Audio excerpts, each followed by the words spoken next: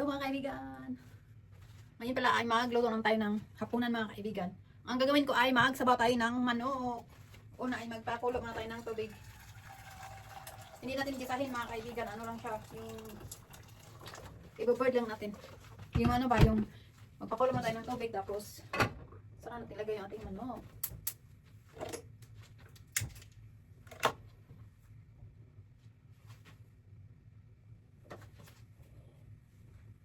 Yung ating anong tubig. Atin ang ikunting spinach mga kaibigan.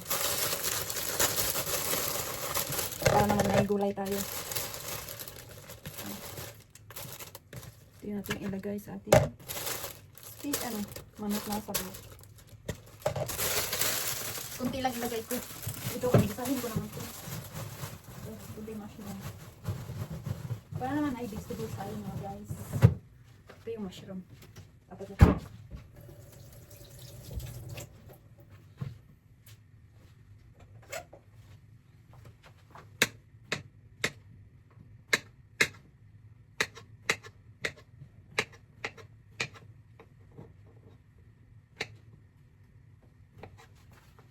Mag-improvise lang tayo mga guys.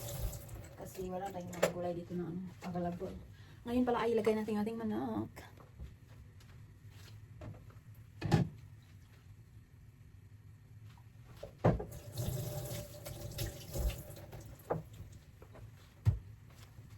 Ilagay natin ating manok.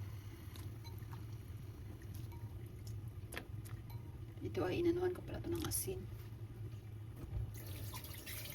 Malansa pa. At ilagay natin yung ating sibuyas. Sunod natin yung ating sibuyas.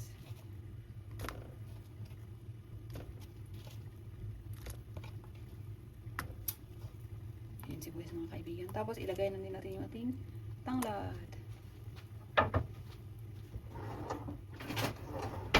Tapos i-mikos natin. Mikos natin. Kunti.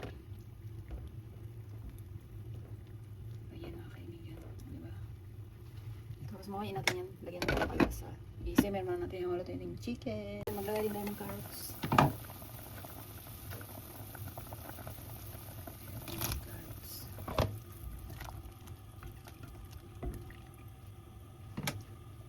At maglagay na tayo ng pampalasa.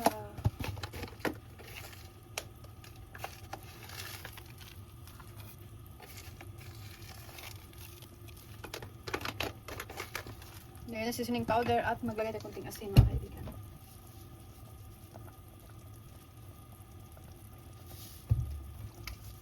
Tapos mix natin yung diba nag-yellow siya.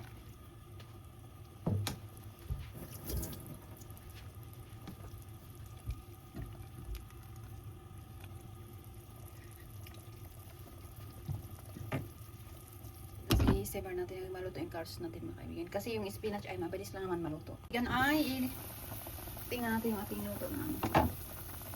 Yan. Diba? Uy, sabaw. Tapos ilagay natin yung ating mushroom.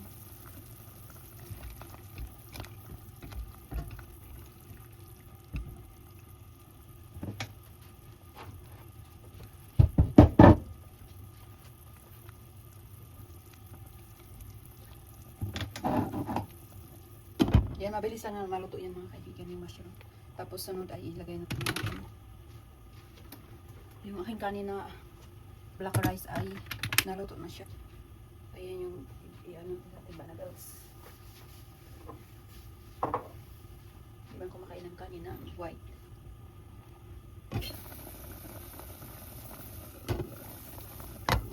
Ay, pwede natin lagyan yung ating spinach.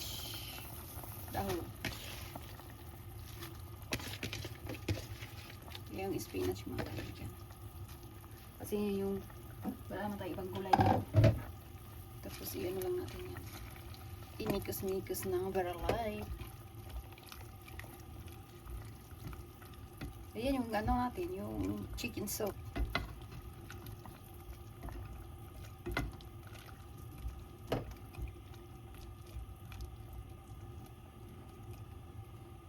Tapos i-simmer natin hanggang maluto yung ano. Few minutes lang siya mga kaibigan kasi mabilis lang na maluto yung spinach na dahon. Kaibigan, nakaluto na tayo ng ating ulam for dinner mga kaibigan. At ngayon ay ito ko yung ilagay. Ito. Tapos yung ano, i-separate natin yung chicken.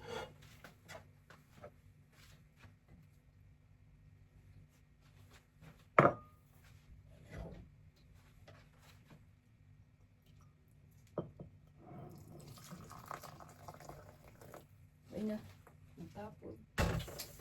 Sayang yung sabaw guys.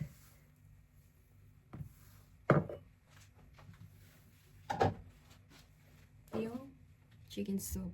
Tapos, yung chicken ay separate natin.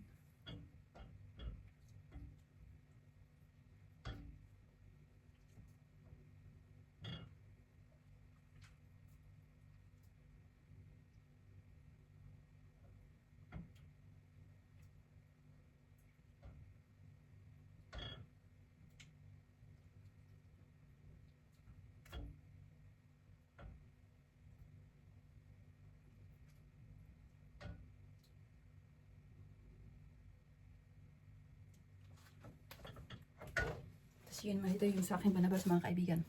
Tapos ito yung may sabaw dito konti. Tingnan, ilagay natin sa yung ito para hindi mainit. Kaya lang ilagay pala natin sa yung tasa.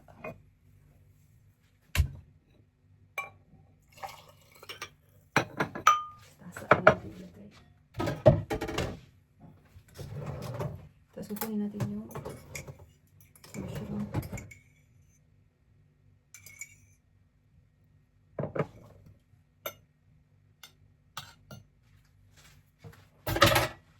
Takpan yan mga guys. Ayan lang mga kaibigan, kain tayo ng dinner. Thank you for watching at salamat sa supportan niyo. God bless.